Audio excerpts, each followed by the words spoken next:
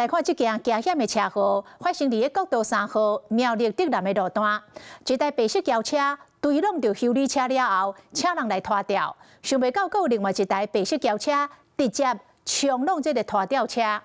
警方調查講，弄到拖吊車的女駕駛可能是無注意到車前的狀況，才會弄車。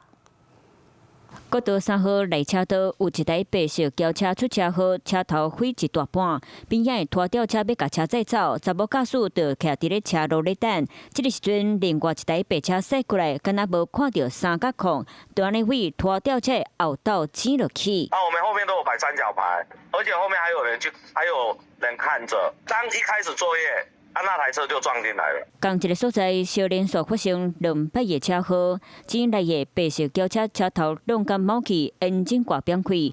原本來拖吊的拖吊車嘛愛有人來支援，經叫別台拖吊車來處理。